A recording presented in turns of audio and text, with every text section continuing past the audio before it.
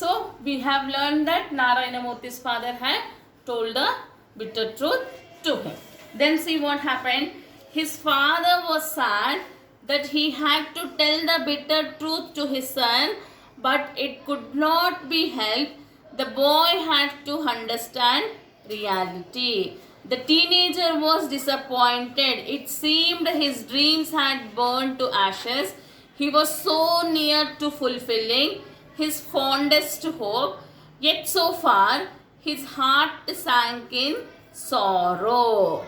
Okay, Nana. Now his father was also equivalent sad in saying the truth. Yes or no? But he was helpless, so he has said. So once the father has told no, see till that time Narayana Murthy was very excited. Yes, because he had passed the entrance and only one more step to fulfill his dreams. So he was very much excited. But at once when the father told him that no, I cannot afford you, he was very much disappointed. But see, basically Narayana Murthy's motto was not to hurt anyone. Yes or no? Though he was disappointed, he did not say anything to his father. And see, even though inside the heart, no, he was having lot of pain. He's feeling so sad that his dreams were being thrown into ashes. Okay చాలా బాధపడుతున్నాడు, తన కళలన్నీ కూడా నాశనం అవుతున్నాయి.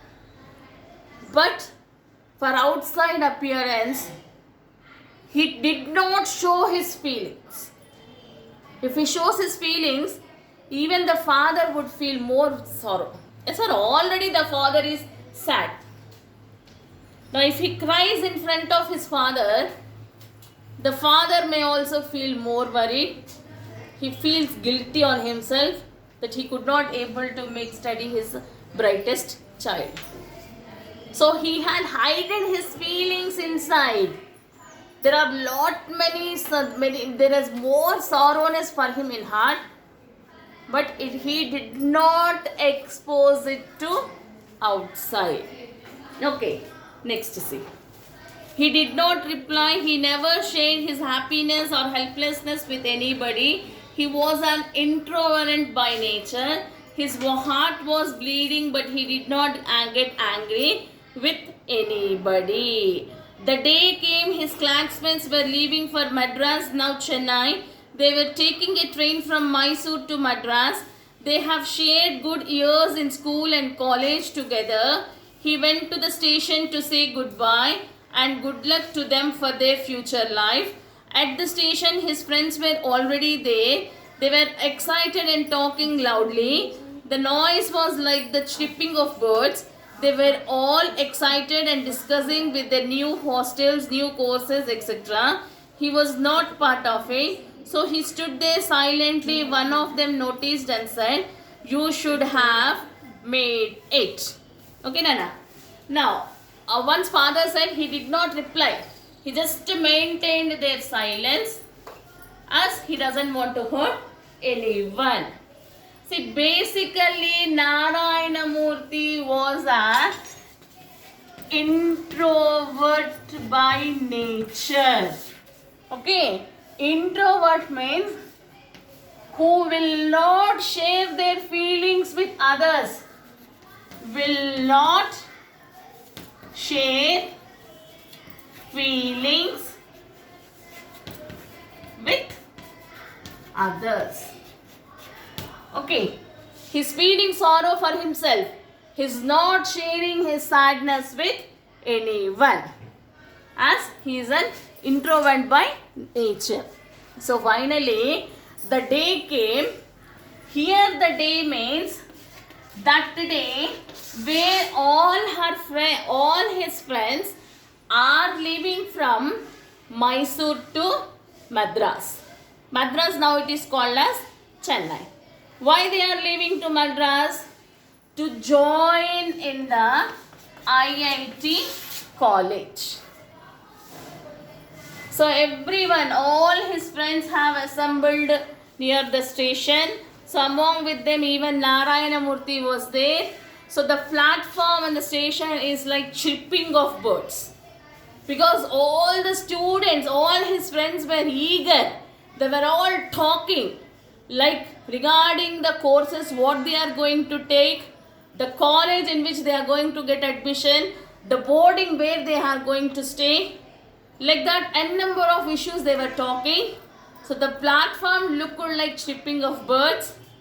But among them, Narayana Murthy was there, who was silent. When everyone they were discussing, he maintained silent. Why he maintained silent there? Because he was not with them. Though he was there in the station, up to there only he will be there. He is not moving forward to fulfill his dream. So one of the friend noticed Narayana Murthy maintaining silence, and he just went to the friend and said, even you would have made it. Here the meaning you would have made it means even you would have joined in this. But even that time also he did not share his feelings. Inside his heart he is having lot of pain. He is feeling so sad. But he did not expose it to anyone. Understood, Nana? Next, see. He did not reply. He only wished all of them. They waved at him as the train slowly left the platform. He stood there even after he could no longer see the train or the waving hands. It was the June of 1962 in Mysore city. Monsoon had set in and it was getting dark. It had started to drizzle. He stood there motionless. He said to himself without anger or jealousy, all the students from the IIT study well and do big things in life. But it is not the institution. Ultimately, it is you and you alone who can change your life by hard work. Okay. Now, though the friend said even you would have made it, he did not reply. He did not say anything. He just stayed there. He waved to the friends. He wished everyone luck should turn to them. Okay. So as the train slowly started from the platform, he waved to the friends till the train had completely disappeared. So this is the incident which happened in the year 1962 and the month is June. So as it is a June month, it is the time where monsoons takes place. So as because of the monsoon, the evening it became darker soon, and now it slowly started to drizzle. But Narayana Murthy stood like that only. In the heart he is feeling, no, all my friends fulfill their dreams and they do good things in their life. He prayed for the God. All my friends, let them fulfill their dreams and they become very high. They get very high in their life. Okay. This he had done without any jealousy or anger. Okay, so he stood there like that, motionless. Now he felt to himself that it is that no one is going to change you, but you yourself, you are going to change yourself. నిన్ను వచ్చి ఎవరో వచ్చి నిన్ను బాగు చేయలేరు. ఎవరు బాగు చేస్తారంటే నీకు నీవే బాగుపడాలి. So this is the motto what he told to himself on the platform when all the friends went to fulfill their dreams. Understood? Next see. Probably he was not aware that he was following the philosophy of the Bhagavad Gita. Your best friend is yourself and your worst enemy is yourself. Later he worked very hard and focused on one thing, never bothering about his personal life or comforts. He shared his wealth with others. He never used the help of any caste, community or political connections to go up in life. So when he told to himself that ultimately it is you are going to change your life, but no one. When he thought this in his mind, he doesn't know that he is using the philosophy which is there in Bhagavad Gita. What is given in Bhagavad Gita? Your true friend is yourself. Your worst enemy is also yourself. నీకు మంచి మిత్రుడు ఎవరు అంటే అది నీకు నీవే. నీకు అతిపెద్ద శత్రువు ఎవరు అంటే అది నీకు నీవే. Okay, after that he came back to home. He has changed his mind. And now later he worked very, very hard. So though he did not join IIT, he studied in Mysore, that is in National Institute of Engineering.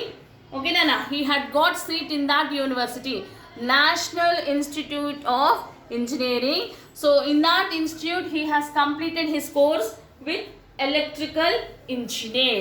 He had completed his engineering as electrical engineering, and after that in his life he has worked very hard, more hard.